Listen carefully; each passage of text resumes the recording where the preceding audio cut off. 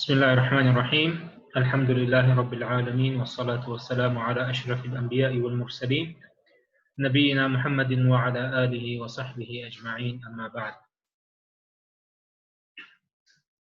Today's topic is going to be the next two names of Allah subhanahu wa ta'ala. The first of which is Al-Waarith. Al-Waarith, the supreme inheritor. Allah subhanahu wa ta'ala, he calls himself multiple times in the Quran Al-Waarith, the supreme inheritor. And what that means is that Allah subhanahu wa ta'ala is the one who's going to remain after everything has perished, and he will inherit everything and he will inherit the heavens and the earth. So Allah subhanahu wa ta'ala, when everyone has perished and only he remains, then that means he is the true and the supreme inheritor. Whereas us, anything that we own or possess is temporary and transient. It's temporary in the sense that we own it and possess it as long as we live. It's transient in the sense that when we die, it gets transferred to our inheritors. So, and then that chain of transience keeps on going until there is no one left. So everyone and everything returns back to Allah subhanahu wa ta'ala. And so he is the sole and the true and the supreme inheritor and the owner of all creation. So Allah subhanahu wa ta'ala, he says in chapter 15 verse 23, and certainly we it is who give life and cause death, and we are the inheritors. So for those of you that have taken the Arabic class, either with me or others, you will find how many emphasis there is over here. So for example, we have certainly, that's one emphasis. Inna.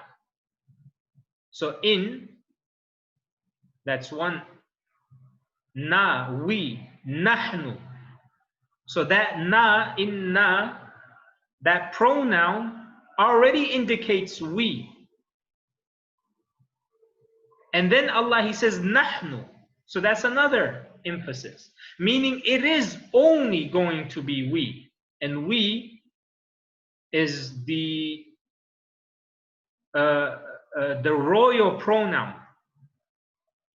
We, it means Allah, and it is known in this world as the royal pronoun.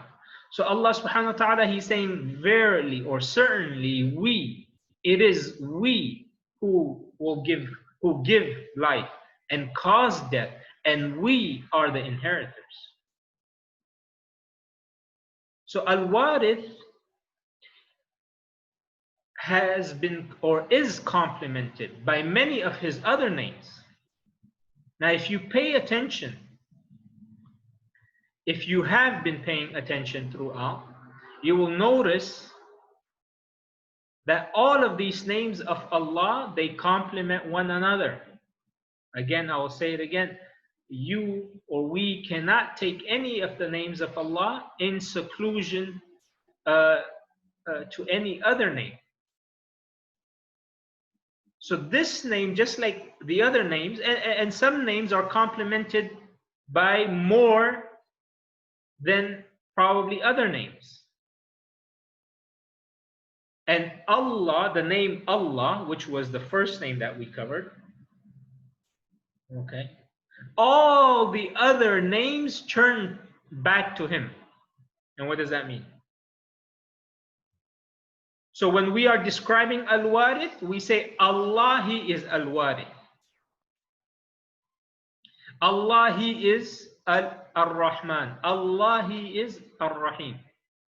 So every single name turns back to Allah. We cannot say Al-Waarith is Allah. Okay? So we say the other one. So now Al-Waarith is not at the same degree of compliment as Allah, but nonetheless it is one of those names that has multiple compliments by the other names. So Al-Waarith, if you pay attention to its meaning, and then if you pay attention to the other names of Allah subhanahu wa ta'ala, you will find a very complementary relationship between them. So for example, Al-Malik, the sovereign, the owner. Al-Wahid, the one and only, and that will be made clear. Al-Qahhar, the prevailer. Al-Awwal, the first. Al-Akhir, the last. You might be wondering, okay, Al-Akhir makes sense, but how does Al-Awwal make sense that he is the inheritor? It will be explained. Al-Hayy, the ever-living. And Al-Ghani, last but not least, Al-Ghani. I wanted to keep it as concise because there's more names, like Al-Ahad, Al-Qahir, for example. There's Dhul Jalali wal Ikram. Al-Ghani, the self-sufficient, the rich. So when we put these names together, what it does is it gives us a powerful combination of meaning. So Allah, He is the ever-living. He is Al-Hayy, who was Al-Awwal, and He will be Al-Akhir, Al-Wahid, Al-Ahad, Al-Malik, of all that He has created. So He is the sovereign of all that He has created. So Allah, He is the ever-living. And He's the ever-living because He will be, or He was the first and He will be the last. And He's the one and only who is the ever-living and who was the first and will be the last. And He is the sovereign of all that He has created when everything will perish except His face, making Him the self-sufficient prevailer and supreme inheritor. Do you see that beautiful combination, this powerful meaning? I'll say it again. Allah, He is Al-Hayy, the ever-living. And because and what makes Him the ever-living? Because He was the first and He will be the last. And He's the one and only who is the ever-living, who was the first and will be the last. And He's the one and only who is and who was the sovereign of all that He has created. And He's the one and only because He's the ever-living, the first and the last, and He will remain when everything will perish except His face. And all of that makes Him the self-sufficient, the prevailer and supreme inheritor, because He's the sovereign of all that He has created. So Allah subhanahu wa ta'ala, He says in chapter 19, verse 40, indeed it is we who will inherit the earth and whoever is on it, and to us they will be returned. And Allah, He says in chapter 3, verse 180, and to Allah belongs the inheritance of the heavens and the earth. And Allah is well acquainted with all that you do. وَلِلَّهِ مِيرَاثُ السَّمَاوَاتِ وَالْأَرْضِ وَاللَّهُ خَبِيرٌ بِمَا تَعْمَلُونَ. And Allah, He says in chapter 55, verse or verses 26 through 27. Everyone upon the earth will perish, and the face of your Lord, full of majesty and honor, will abide forever. And Allah, He says in chapter 40, verse 16, the day they come forth, nothing concerning them will be concealed from Allah, to whom belong all sovereignty this day, to Allah, the One, the Prevailing.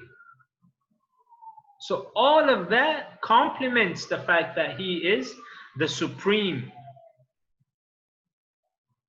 inheritor. How can we benefit from this name? When we start to recognize that Allah, He is the supreme inheritor, it will change our attitude and our outlook with regards to what we possess and what we own and what we claim is ours. So rather than seeing ourselves as being entitled to having possessions, like I am entitled to have this, rather than seeing yourself, well, this is mine, how, why was it taken?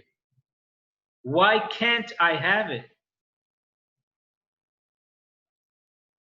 A person whose family member, a loved one, is taken away from them, a person who's going through difficulties, financial difficulties in their life, they will not feel that type of entitlement towards what was taken away from them, or what they have not been given or are not given.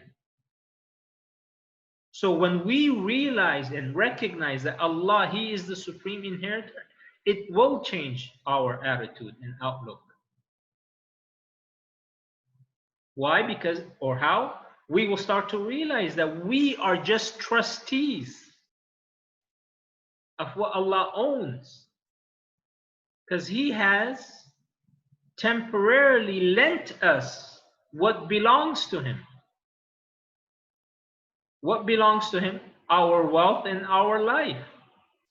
Our children, our family are an amana, a trust, and we are the trustees. And Allah, He is the one who has trusted these things. In lieu of what? In lieu of Jannah. Allah, He says in Surah At-Tawbah, إِنَّ اللَّهَ اشْتَرَى مِنَ الْمُؤْمِنِينَ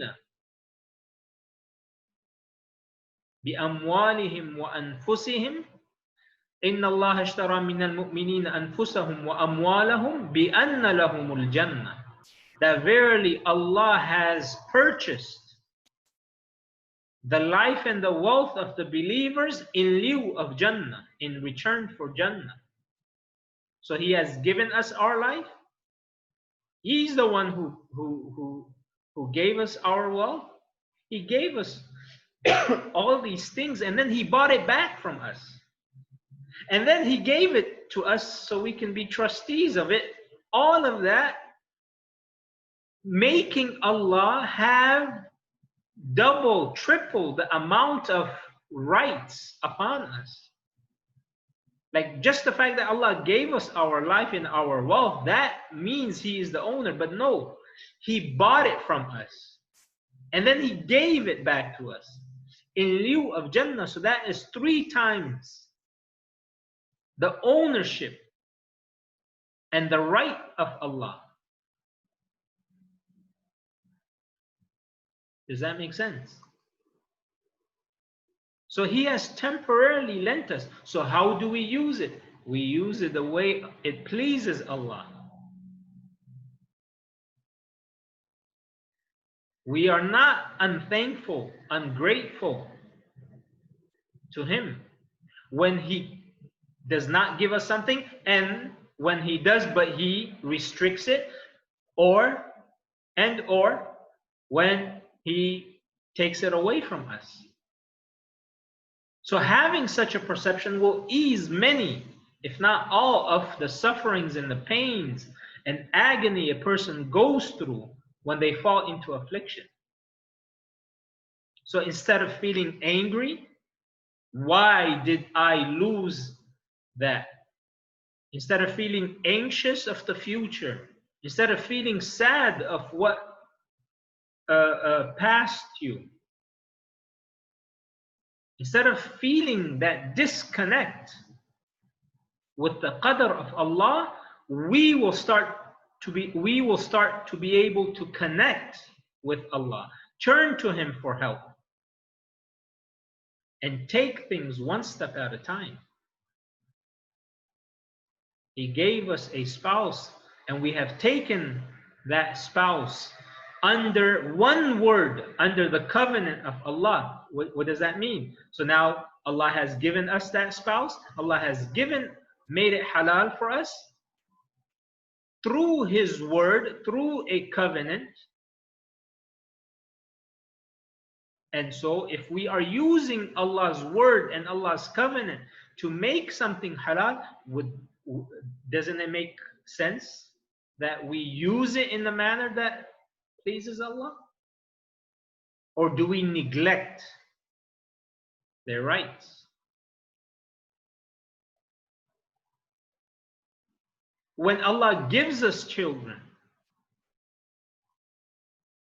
because of the covenant that we made with our spouse, so she can or he can be halal for us, and then Allah allows us to produce children. So how are we raising them? Are we raising them so that way they can have, a good education, so they can have a good future, and then in return, when we grow old and when we retire, they can take care of us? Or are we raising them solely, are we raising them in order so that they can be the true worshippers of Allah? Like, we need to ask ourselves, why are we having kids, or how are we raising our kids? They are an amana. We will be asked. Just ask any organization that you are a trustee of, that you are a member. You will be asked, okay, what did you do last year? How did you do it?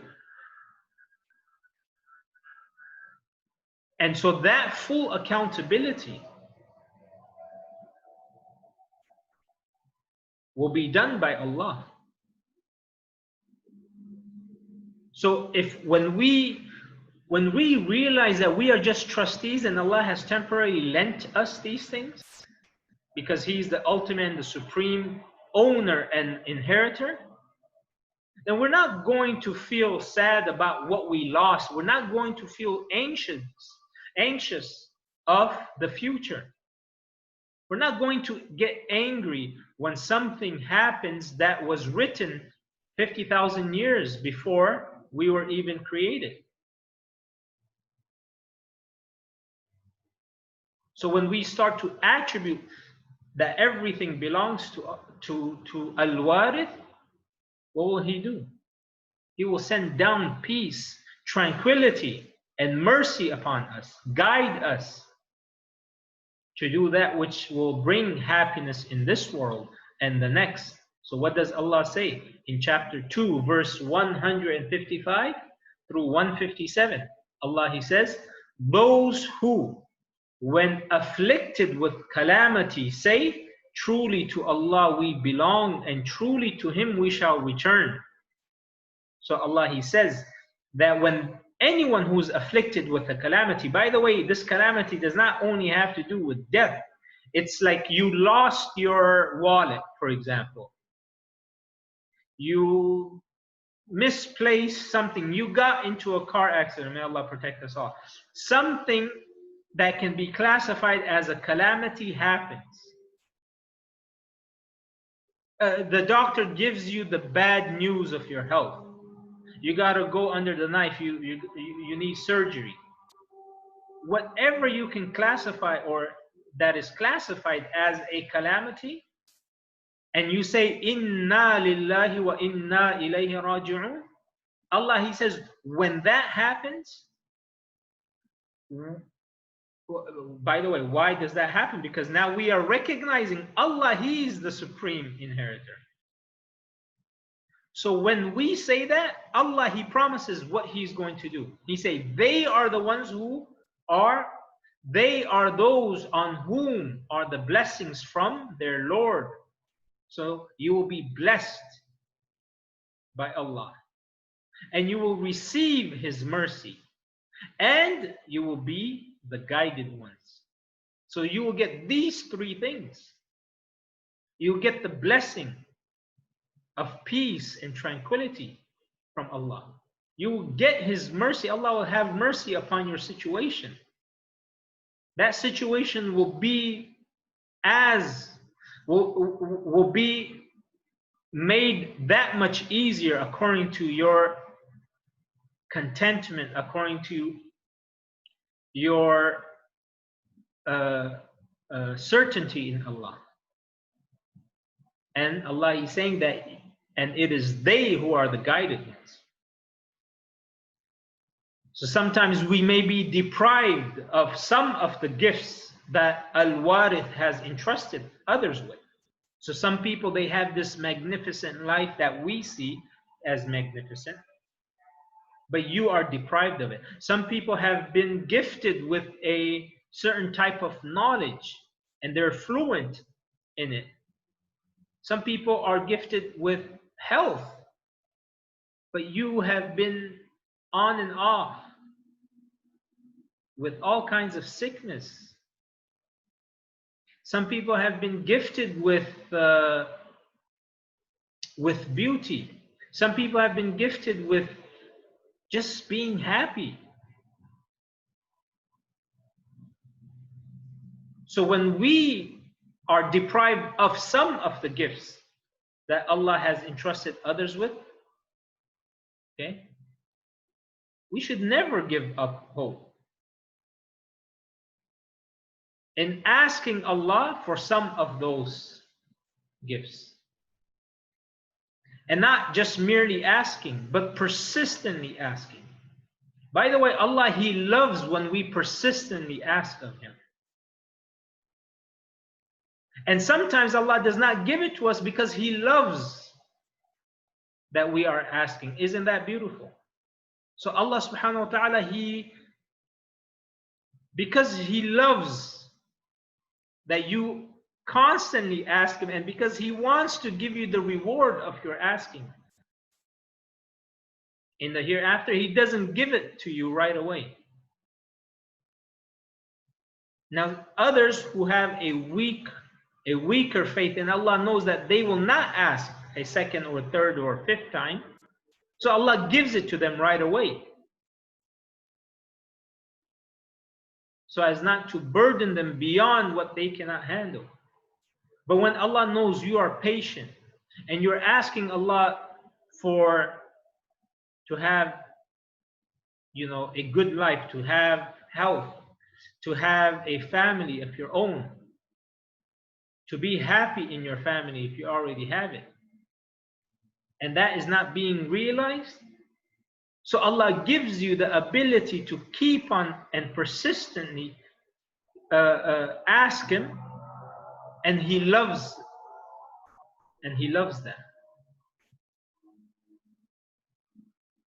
So if Allah has entrusted some people with, mashallah, 10 kids, or He has entrusted them with righteous kids, now why do you think people are so anxious about having kids, or get so sad when they can't or when they don't? Well, if we look at it from a biological perspective, right, just purely from a biological perspective, this person, he feels that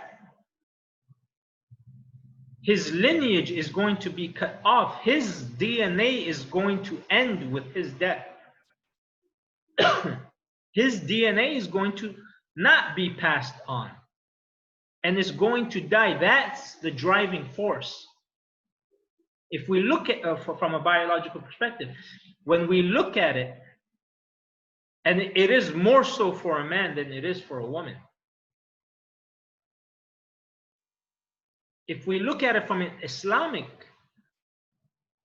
uh, uh, or let me just back up. If we look at it from a sociological perspective, is because we want to have that comfort and joy when we grow old, when we don't have any more friends because our friends have all passed away.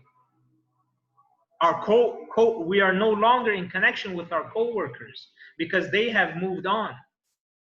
We don't have our parents because they have passed away as well. We don't have our siblings. We're not living with our siblings because everyone is in their own world. So from a sociological perspective, we want to have that company. And who will give you that company? When it is going to be your own kids, your grandkids, being surrounded by them. Who wants to die alone in the hospital? Or who wants to die in their house and just be there for days and weeks without anyone realizing that they are missing or they have died, except after their body starts to rot and smell, and then the neighbors will make a complaint? No one.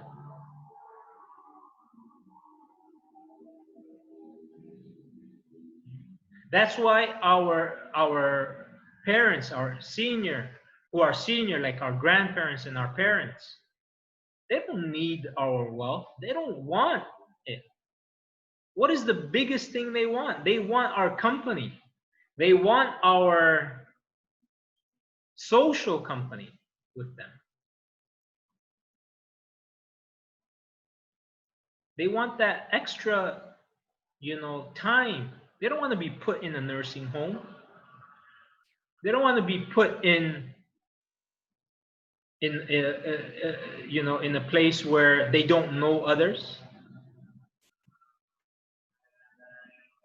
They don't want to die in the hospital, especially in these times where this whole coronavirus fear is out there, and the hospitals will not allow you to visit them.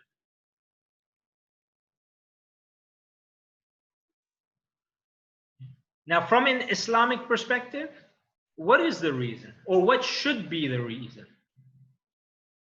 I'll say what should be the reason, and then I'll say what is the reason. So what should be the reason is that a person, he wants to create as many servants, obedient servants of Allah, so that way they can worship Allah. And when you tweak it a bit, what is the reason is so that way you have people after you who will continue to make dua for you after you have left this world. So you are passing on the inheritance of knowledge of righteousness to your offspring, so that way they can use that. Now imagine if you spent your life not teaching your kids to worship Allah, to make umrah, to go for hajj, to give zakah and sadaqah. Do you think they will do that on your behalf once you've passed away? Most likely no, except on those whom Allah has mercy upon. When we did not bring up our children in that kind of environment.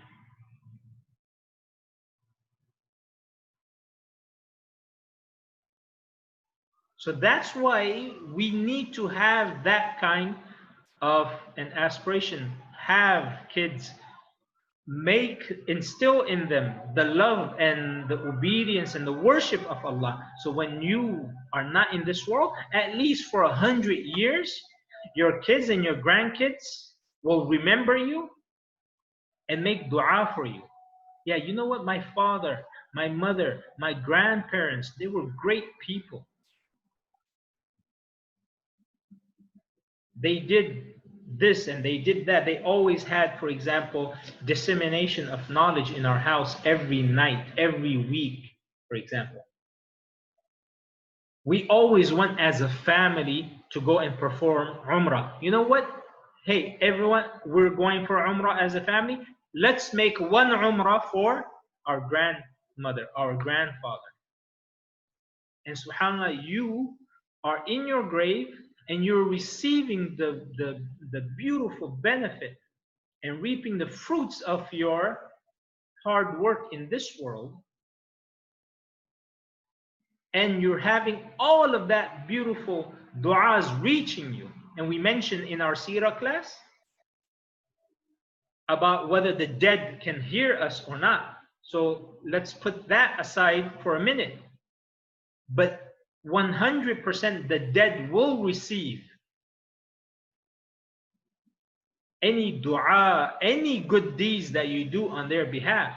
So Umrah can be one of them, Hajj can be another, Zakah and Sadaqah can be another.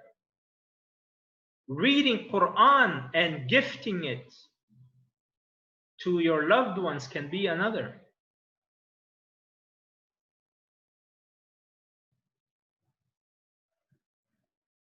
If you have a parent or a grandparent who probably were not, who were probably, you know, great human beings, but maybe they were lacking in one or two things, go ahead and do that.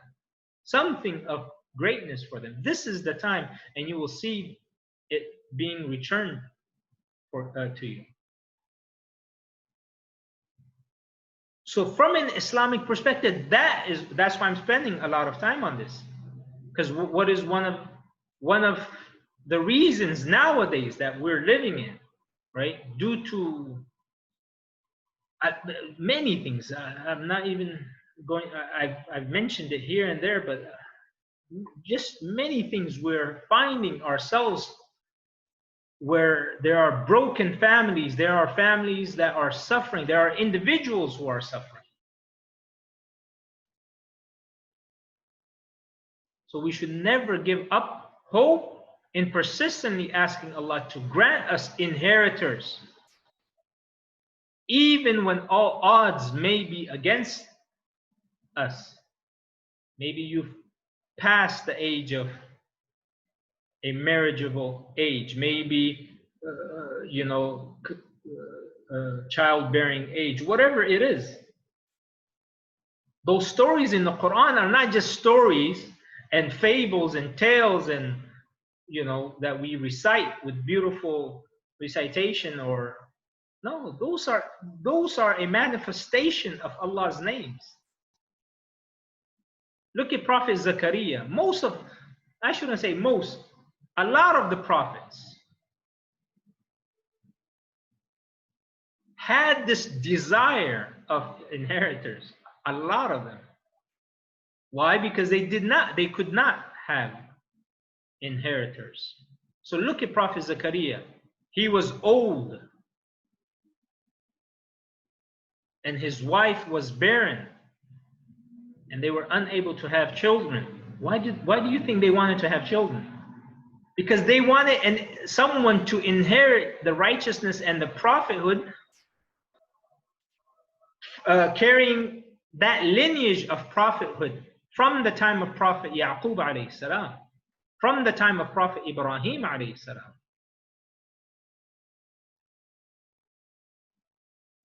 And look at what Allah, He says beautifully in the Quran. This is one of two places Allah mentions their story. Allah, He says in chapter, mashallah, I forgot to put the reference for it. Let me see. Yeah, so this is in chapter 21. Which verse? I'm going to have to find out. Actually, I can do that right now. You guys just give me a minute.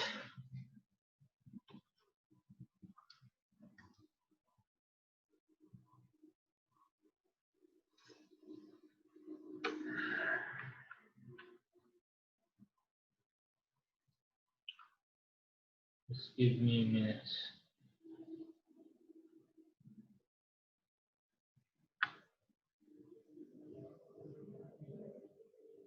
Yeah, so chapter 21, verse 89 to 90. Okay, chapter 21, verse 89 to 90. Look at what Allah says. And remember Zakaria when he cried to his Lord. Okay. And remember Zakaria when he cried to his Lord, "O my Lord, leave me not single, while you are the best of inheritors, of the inheritors." Beautiful, beautiful combination of his dua with the name of Allah. That is like munasib. How do you translate munasib? Munasib, like very pertinent. Using the name of Allah with a thing that he is asking for. So, "O my Lord, leave me not single, while you are the best of the inheritors." So Allah immediately, but by the way, the Arabic, the Quran, I mean not the Arabic, just the Quran, he says, وَزَكَرِيَّا إِذْ نَادَى رَبَّهُ رَبِّ لَا تَذَرْنِي فَرْدًا وَأَنْتَ خَيْرُ الْوَارِثِينَ. And then how does Allah start the next verse? Chapter 21, verse 90. He says, fa. Remember I told you guys in the Arabic class, we have wa, we have fa, and we have thumma. All means and or so. And or so. Wa means concurrently, fa means in immediate succession, and thumma means in succession, but there is a long gap. So right when he makes that beautiful dua, Allah, he says, fastajabna. Like mustajab, fastajabna. So we answered his call. See, that kind of a message, that message, or the beauty of it does not get across in the English translation. It just says, so we answered his call. It doesn't really tell you how fast it was answered. You only pick that up when you read it in Arabic and you comprehend it. So he says, وَزَكَرِيَّا إِذْ نَادَى رَبَّهُ رَبِّ لَا تَذَرْنِي فَرْدًا وَأَنْتَ خَيْرُ الْوَارِثِينَ فَاسْتَجَبْنَا لَهُ وَوَهَبْنَا. That's another beautiful name of Allah, Wahhab.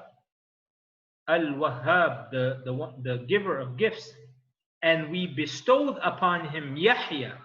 In another place, Allah, he says in Surah Maryam, and we named him Yahya. Meaning not only did Allah give him the gift of a son, but he also said we are going to name him. And Yahya was the only person or the only prophet that was named by Allah. And cured his wife to bear a child for him. Verily, they used to hasten on to do good deeds, and they used to call on us with hope and fear, and used to humble themselves before us. So Allah, he's saying that the reason we did all of this is first because they made dua, this beautiful dua that was very, pertinent to their situation. And the other reason is because they always used to hasten to do good deeds, so we hasten the reply, the acceptance of their dua. And they used to call on us with hope and fear. Not only hope and not only fear, but both. So when they used to make dua, they used to have hope in having their duas accepted, and they used to also fear that maybe because of a sin, they're not going to have a dua accepted. So both of them. So if that fear would make them leave off their sins, of course they are not, prophets do not commit sins or major sins, and the hope would push them to keep on doing it. And they used to humble themselves before us. So what Allah, he's saying, if you want to have this kind of situation, these are the ingredients. These are what you need to do as well. So some people, they They ask Allah to allow them to possess of this world more than what they can handle, or more than what is actually good for them. So to this, Allah, He gives some of them plenty, while to others He has restricted its provision. Now, this is not a criterion of His pleasure or mercy. Just because Allah has given plenty to someone and nothing to or restricted for others, that's not a criterion for the love, the pleasure, the mercy of Allah. Yet if we sincerely ask Allah for us to inherit Jannah, it will be answered. So your dua of an inheritor, your dua of anything of this world may or may not be answered, in the sense that, by the way, all of our du'as are accepted. All of them. They're all answered. It's just, there's just, how is it answered? That's the question. Is it answered by Allah giving you exactly what you want? Or is it answered by Allah giving you something better? Or is it answered by Allah removing something else, a calamity from you, because of the blessing of your dua? Or is it answered by Allah delaying it for a better time? Or is it answered by Allah giving you something better on the Day of Judgment? So there's 4 or 5 different ways our du'as can be answered. Not necessarily exactly how you want it. So just understand, all of our du'as, if we do it with hope and fear, it is answered, inshallah. So what I mean over here by saying that if your dua is not answered exactly how you want it, that's what I mean by not having it answered. So if our dua of this world is not answered exactly how we want it to be, yet if we sincerely ask Allah for Jannah, for us to inherit Jannah, it will be answered and granted exactly how we asked Him. Does that make sense? So if you ask Allah for a righteous spouse and righteous children, it may or may not be given to you in that way. But if you ask Allah for sincerely, that's the key word, for you to inherit Jannah, it will be answered in that particular way that you asked, exactly how you. So if you ask Allah give you Jannah, He will give you Jannah. If you ask Him for Jannatul Firdaus, He will give you that. And that is the ultimate happiness, and that is the ultimate success that we can attain. And so what does Allah say in chapter 20, verse 85? And make me one of the inheritors of the paradise of delight. This is a beautiful dua that is mentioned in the Quran. Allah, He says,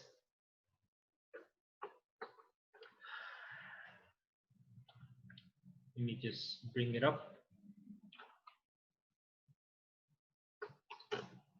Allah, He says in Surah Taha. No, it's not chapter 20. Subhanallah. Good thing I have to get back to you on this one. This is actually a dua. That's why I was wondering why is it in Surah Taha. This is actually a dua of Ibrahim alayhi salam. Okay? So the exact chapter is, I think, Surah Shu'ara, which is chapter 26.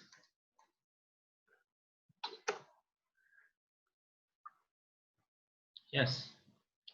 Chapter 26, verse 85. Okay, just change that. Chapter 26, verse 85. What does Prophet Ibrahim alayhi salam, just read a few verses before. Beautiful, beautiful things Prophet Ibrahim alayhi salam, he says to Allah. He says, وَجْعَلْنِي مِنْ وَرَثَةِ جَنَّةِ النَّعِيمِ. Min waratha, from Al-Waarith. and make me one of the inheritors of Jannatul Na'im, the garden of pleasure, the garden of delight. Okay. وَجَعَلْنِي, and that's a beautiful dua that we can make in our sajda, that we can make in our sajda. So, وَجَعَلْنِي مِنْ وَرَثَةِ جَنَّةِ النَّعِيمِ. So it may seem that there are tyrants and unjust people inheriting this world at the expense, at your expense, at the expense of the poor and the vulnerable. Allah reminds us that such people are in fact weak, and true possession and inheritance are given to people of noble character and righteousness. You'll see some people benefiting off of the pandemic that we're in. How many billionaires have had their billion? There was one where, which country was it? Where they have had, every week, $1 billion they've been earning. Every week. And now you have some of these billionaires hitting the $100 billion mark. I was reading just one of the articles about one company. Their profit used to be like 15 million ringgits. I think it was a year or per quarter. Now, do you know how much their profits are? Before it was 15 million. I think it was every year or every 3 months. Now it's 400 million ringgits. Just 15 million before, same time last year. Now it's 400 million. So anyway, you will find people who are taking advantage. You will find how people want to race to become the first mass producer or manufacturer of a vaccine. And what do you think they're going to do? You can't travel, you can't get a job, you can't go to school, you can't do anything. You can't go to another country without that vaccine. How much that vaccine is going to cost? 1,000 ringgits? Most likely. Right? 1,000 ringgits. How many people in the world? 7 billion. Do the math. 1,000 times 7 billion. All right. You may say maybe not all 7 billion would get it. 1,000 times 1 billion. That's $1 trillion. Ringgit, sorry. So that's just one small example I'm giving you. You have that happening every single day, where you have those unjust people making making a profit at the cost of the poor and the weak and the vulnerable. And you are looking at it and saying, look at these corrupt individuals inheriting this power and this wealth.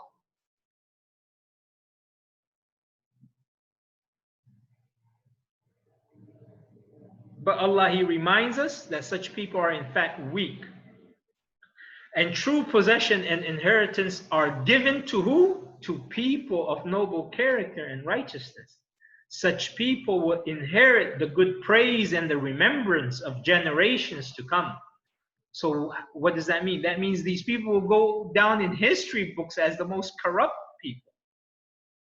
So where is the true inheritance? The true inheritance doesn't belong to them. They're just having a temporary life of, temporary life of pleasure.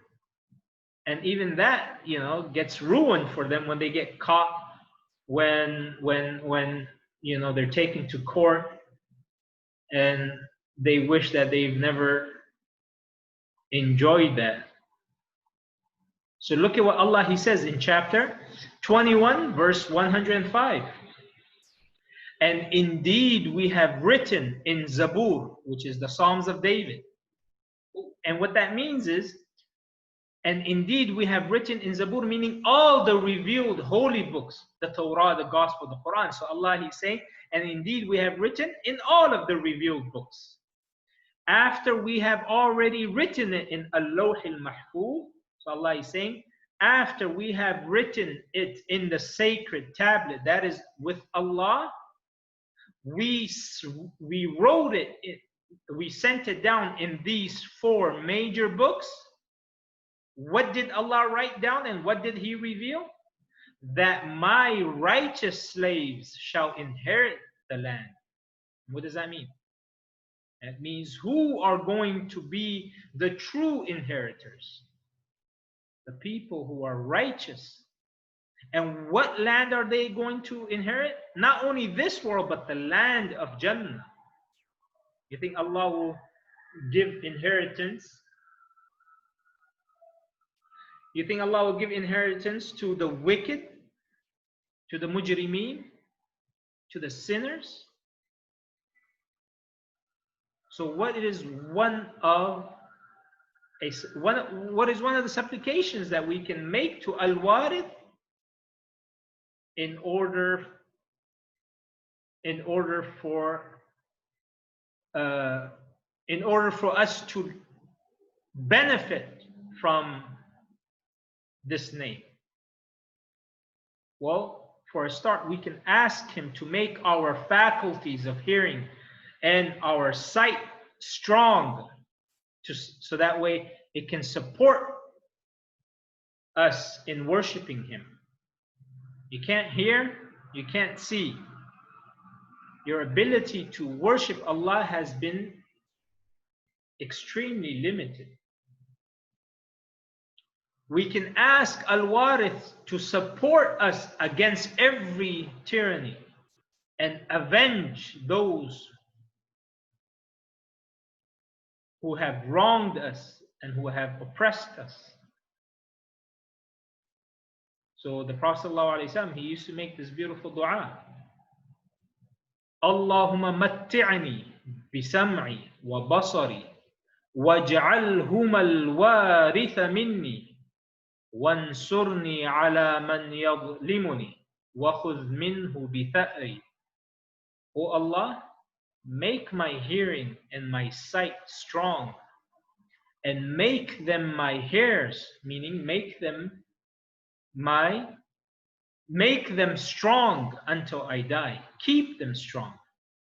And support me against the one who has wronged me, and avenge me. Support me against those who have wronged me, and avenge me, meaning, oh Allah, you take the revenge on my behalf. So I hope inshallah you guys can take note of this beautiful dua. By the way, all of these du'as are not there, okay, you know, mashallah, beautiful. No, you need to write them down. Some of you do a fantastic job of sending it in the group. Don't just let it pass you and say, okay, I'll remember tomorrow to look at it. No, right when you receive it, make a proper effort to go ahead and read it like 10 times, so that way you can commit it to memory. Okay? Any questions?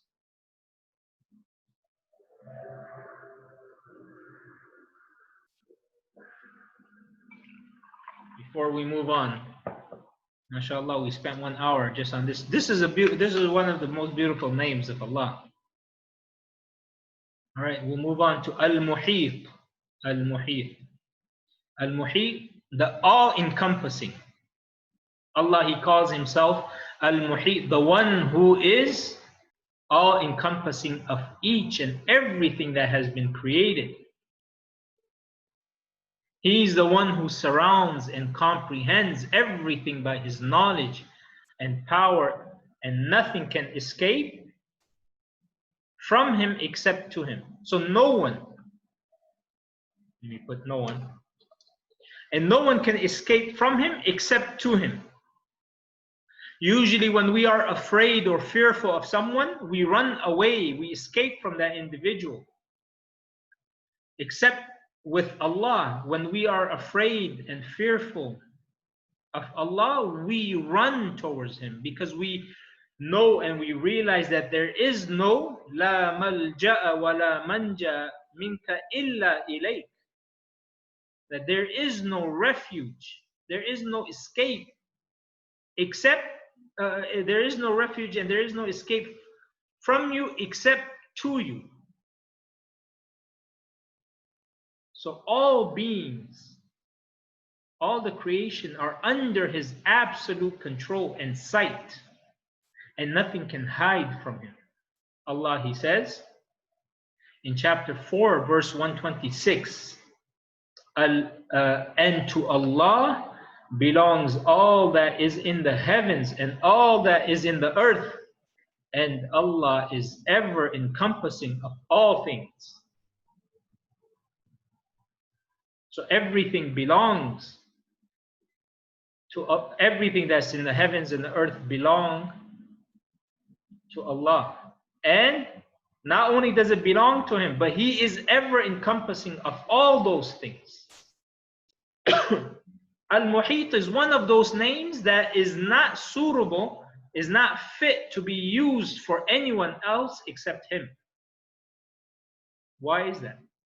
That's because it is because of his perfect knowledge that he's able to encompass and be aware of all of his creation all at once at the same time. He knows their reality, he knows their description, he knows what they do without being heedless, without being tired,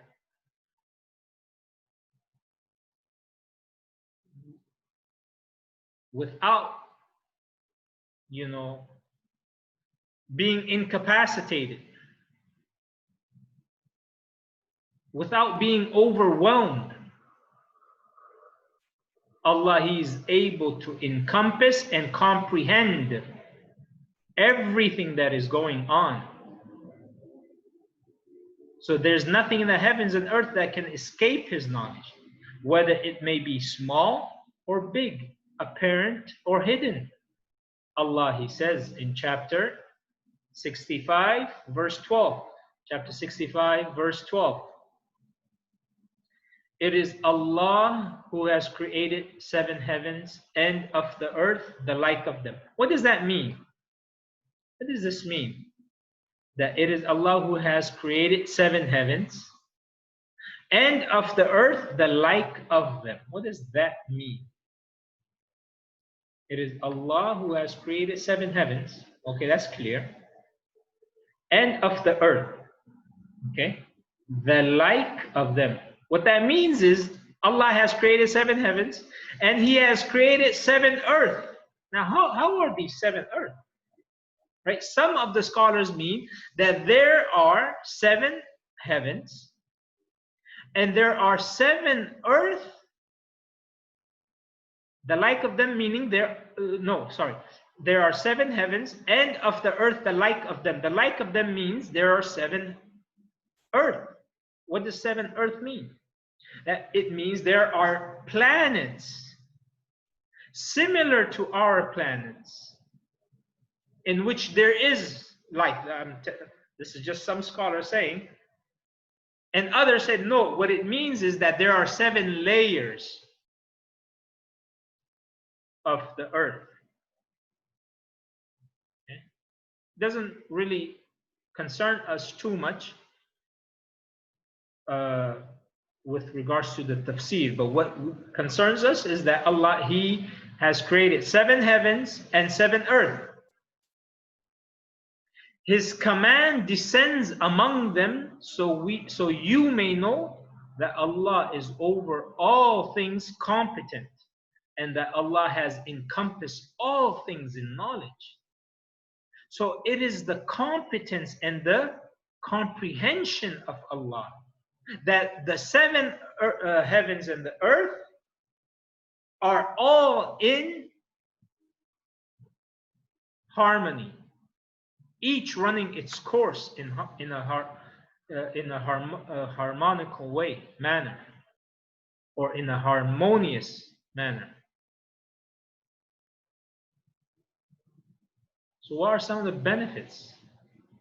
When we realize that Allah, He is in full control of all His creation and that nothing happens except by His will and permission,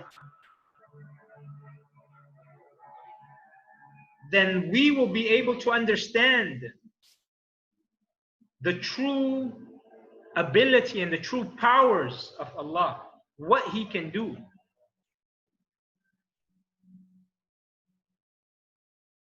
So nothing has happened to us except that He was in full control and He was fully aware of it. You guys understand? So if someone has wronged us, if someone has taken our right, this was encompassed, or this is encompassed in the knowledge of Al-Muheet. And know that He will deal with them accordingly. And such people, such oppressors, such individuals, like we mentioned earlier with Al-Waarith, they will never be able to inherit the land of Jannah, because Allah has made that for the righteous. So these people who are full of envy and rancor and hatred, whenever they see a blessing of Allah being manifested in you, that pains them. And whenever they see you being in distress, that gives them pleasure. Now, how sick can a person be? So how do you deal with such sick people? You just leave it in the hands of Allah. That's why you will find some people, like for example, like when a husband and wife, they get divorced, the husband will threaten his wife, especially if they have kids, that if you get married, I'm taking the kids. Now, why do you think he says that? Because he doesn't want her to get married. But he doesn't also want to take the kids. He doesn't want, he can't handle the kids. So what does he do? He threatens her that if you, because Islamically, if she gets married, he takes the kids. So the custody of the kids goes to him. But he says it in a way where he's not really interested in taking care of the kids. But he uses that as a threat so that way she can never get another chance for happiness. You see how like how sick that is, how envious a person must be, right? That when they can't stand it when you're happy. There was another example I was going to give. SubhanAllah, it was just on the tip. I just escaped me. Yes. Another example is a person, he's on his deathbed and he divorces his wife. Why do you think he wants to divorce his wife? So that way she is deprived of the inheritance. Right? But Allah, He is just. Allah, His justice is beautiful. In Islam, the person thinks he can beat this. he can play with the justice of Allah, but Allah has placed such restrictions or such things that it's way ahead of its time. Like this person, he thinks that, you know, the justice of Allah is not going to be manifested in Islam. No, in Islam, she still, even if she gets divorced, she gets the full inheritance, meaning the full inheritance that belongs to her, not everything, just her share, right? Whatever her share is. 1/8 if there's kids, 1/4 if there's no kids. Okay?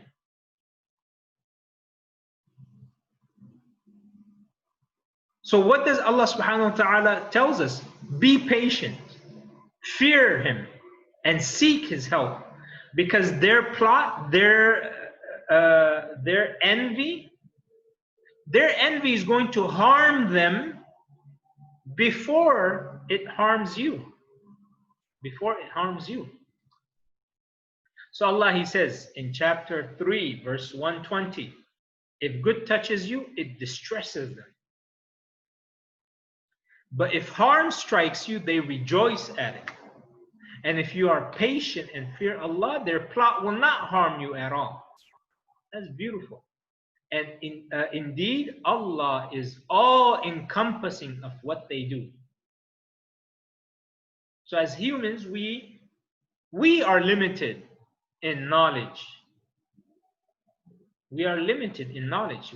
We don't know. We're not all-encompassing. We don't know what's going on behind our backs. We don't know what's going on tomorrow. We don't know the plots of the plotters, of our competitors, of those who wish us harm. We don't know that. Our knowledge is dependent upon what Allah wants us to know. And so something that Allah does not want you to know, that is a mercy for you. And something that Allah has revealed to you, that is a benefit for you. So we should not be worried about or anxious about the future or have any expectations of it. Because when we have an expectation, when it doesn't arrive, we're going to be sorely disappointed. Why not worry and be anxious about the future?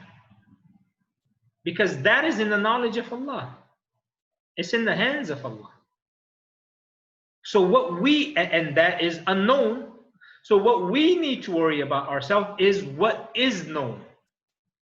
Always deal with the facts that are known. What is known today, the current situation. What is unknown tomorrow. What is uncertain tomorrow, the future. And which may or may not happen. Now this kind of an attitude will help us to deal with anything that is thrown our way. And we can accept it readily as the qadr of Allah. Allah, He says in chapter 20, verse 110, He, meaning Allah, He knows what happens to them, meaning His creation.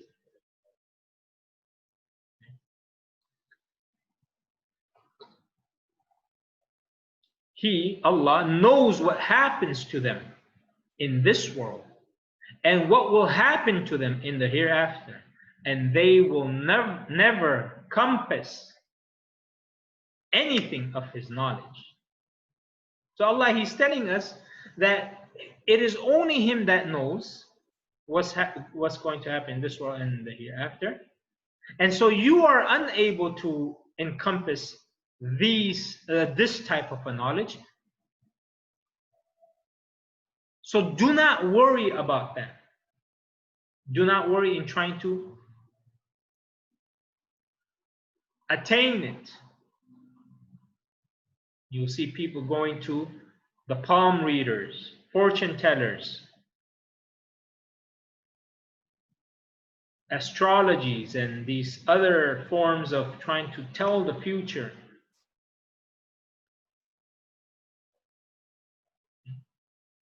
Now, we should always renew our faith in Allah. Turn to Him for peace and tranquility and comfort. These are the ingredients that makes up a good and happy life. Anytime we are afraid of something, we should flee to Al-Muheet, and He will suffice us for our fears. Allah, He says in the Quran, and this is a beautiful verse, فَفِرُّوا إِلَى اللَّهِ إِنِّي لَكُمْ مِنْهُ نَذِيرٌ مُبِينٌ. So flee to Allah. Verily I, meaning Muhammad sallallahu alayhi wasallam, am a plain warner to you from him. So Allah is saying, when you are in a situation where you are uncertain, when you are anxious, when you don't know what to do, flee to him. Don't flee from him. During this MCO, during these lockdowns, and the aftermath of these lockdowns, what has been the result? Unfortunately, an increase in suicide. Just the other day, someone committed suicide. And the week before that, someone who lost his job, I think he was a pilot, who lost his job, he was going to commit suicide. And then the police came in, prevented him from committing suicide. And then they fined him, I think 1,000 ringgits or 3,000, I forgot how much it was. It's like, whoa, what's going on here? You're supposed to be preventing him from future suicide missions, meaning from committing suicide. So this person you don't even recognize. This is what really upsets me is, when people care about SOP so much that they don't care about common sense, just basic common sense. Oh no, we are following SOP. Well, you know what? Let me tell you, you need to follow COS or whatever you want to call it. Common sense. Just basic humanity. You're going to fine him for committing suicide? Oh, mashallah. So this guy, he has to wait until he goes to the court to pay the fine. And then once he has settled his debt, then he can go ahead and commit suicide in peace. That, for me, that's... Anyway, the point I'm making is that there is that increase. I mean, suicide has always been here and there, everywhere. But now this kind of anxiety has come, this uncertainty has come over, because they cannot encompass what's going on. They can't comprehend. They don't know what's going to happen. Do you think I know?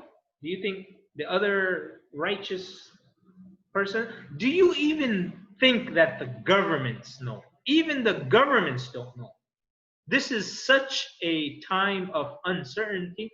No one, because it's like for many generations, this is the first of its kind. No one knows. So how are the governments throughout the world able to function? They take things one at a time. All right, let's do it this way. All right, we do it. And they're able to function properly. Imagine if they were to commit suicide because they're distressed or whatever it is. No, everyone is functioning.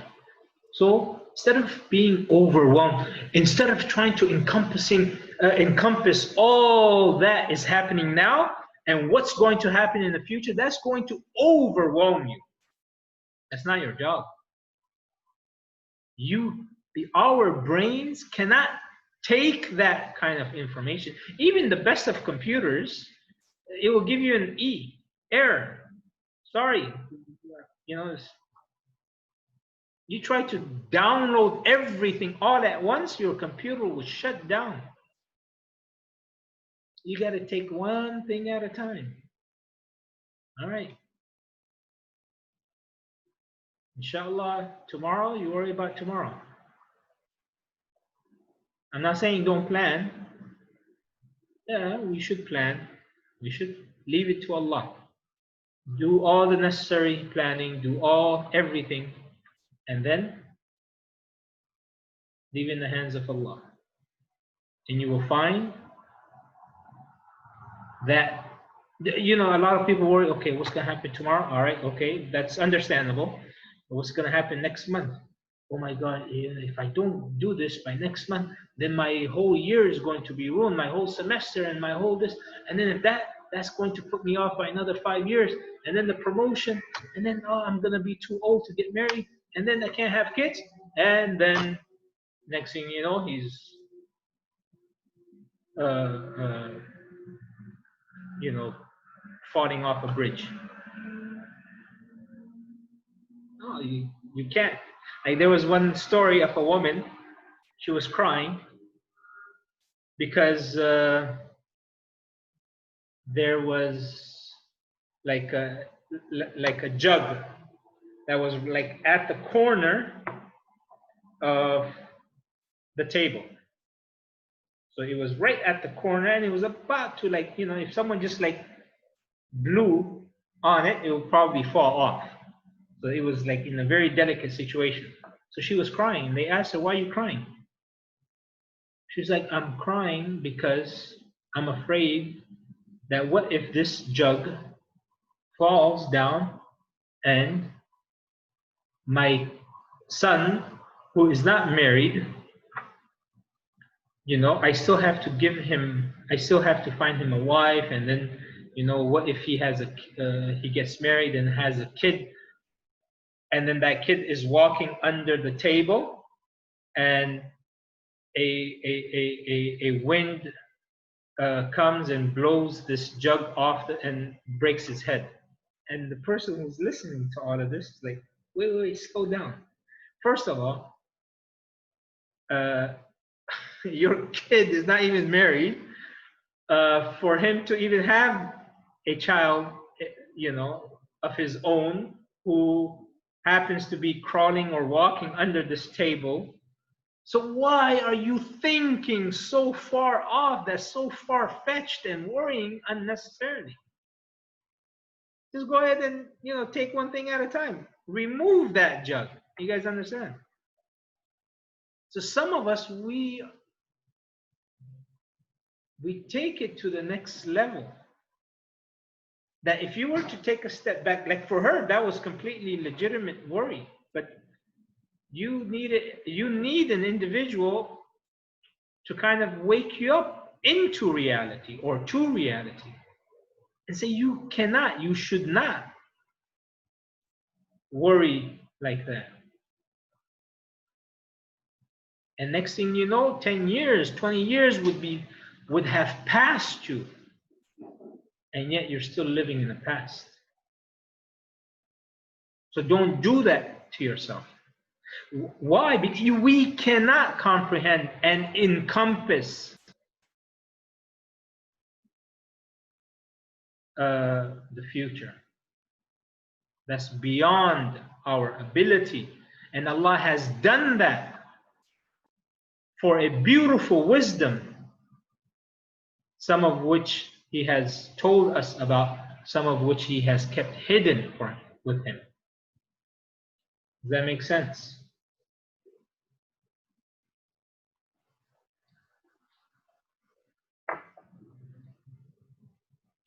Any questions? Inshallah, next time we'll cover the name of Allah, Al-Qarib, the most near, the most near. So we ask Allah subhanahu wa ta'ala through His beautiful names and attributes of Al-Waarith Al-Muheet, Al-Qarib. May Allah forgive us, have mercy upon us.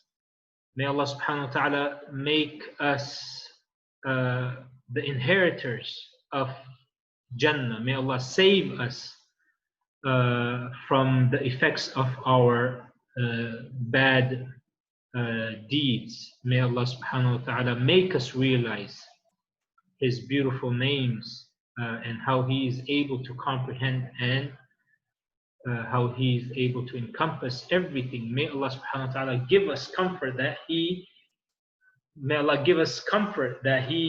encompasses our good deeds, the good of it, and may He allow our good deeds to be recognized and accepted on the day of judgment.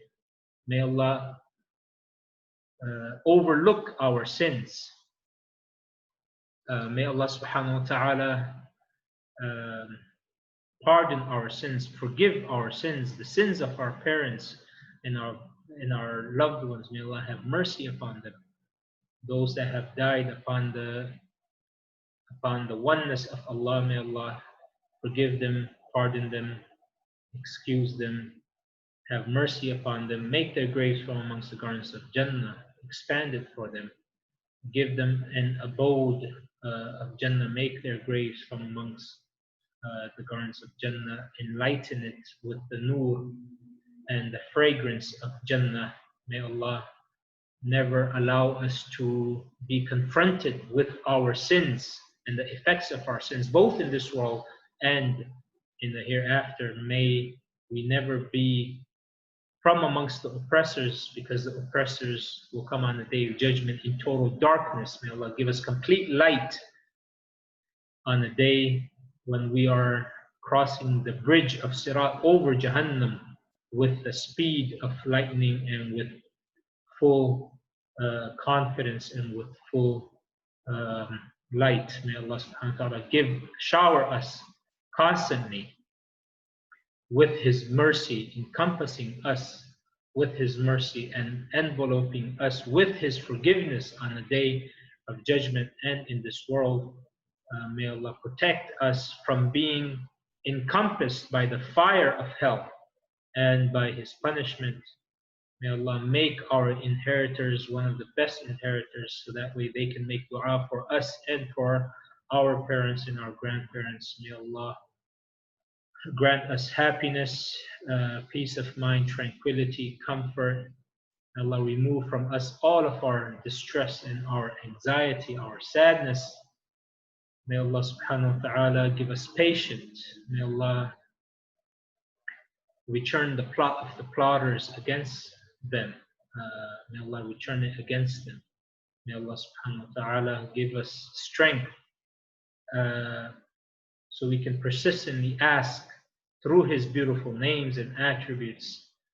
May Allah grant all of our du'as with khair and barakah. Give us health, give our loved ones health. Anyone who is suffering during this pandemic, may Allah make it easy upon them. And may Allah give us patience, make us from amongst the sabirin, make us from amongst the often repenters.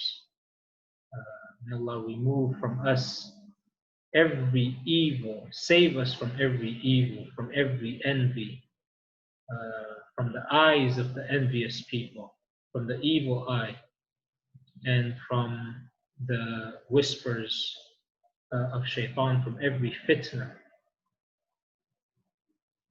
May Allah give us istiqamah in all of the good deeds that we perform, and give us the ability to perform even more. سبحانك اللهم وبحمدك نشهد أن لا إله إلا أنت نستغفرك ونتوب إليك رب اغفر وارحم وأنت خير الراحمين.